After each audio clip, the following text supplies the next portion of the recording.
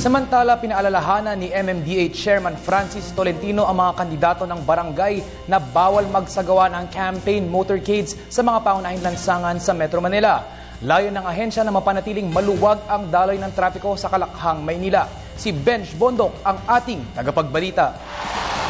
Pinagbawal ng COMELEC ang pangangampanya ng mga kandidato para sa gaganaping barangay elections sa unahing lansangan.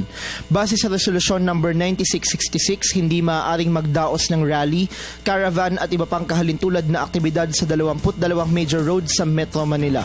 Kabilang sa mga lugar kung saan bawal ang mga campaign activities ay ang EDSA, C5 Road, Quezon Avenue, Marcos Highway, Commonwealth Avenue, España Boulevard, E. Rodriguez Sr. Avenue, Ramon Magsaysay Avenue, President Quirino Avenue, Aurora Boulevard, Ortigas Avenue, Shaw Boulevard, Mia Road, Domestic Road, Andrews Avenue, South Superhighway, Taft Avenue, Rojas Boulevard, Araneta Avenue, A.H. Lacson Street, Rizal Avenue at A. Bonifacio Avenue.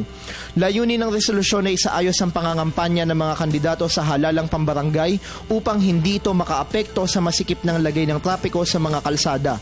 Inatasan na rin ng COMELEC ang MMDA upang ipatupad ang kautusan. Kasabay nito, makikipag-ugnayan rin ng MMDA sa election officers ng mga local government units at sa iba pang mga law enforcement agencies tulad ng PNP. Maaari namang magdaos ng kampanya sa mga secondary roads basta't may pahintulot ito ng lokal na pamahalaan. Kailangan ring abisuhan ng mga campaign organizers ang MMDA 3 araw bago ang pagdaraos ng aktibidad para sa monitoring ng ahensya sa mga ito. Sino kalima sa nasabing kautusan ay papatawan ng kaparusahang paglabag sa Section 262 ng Omnibus Election Code.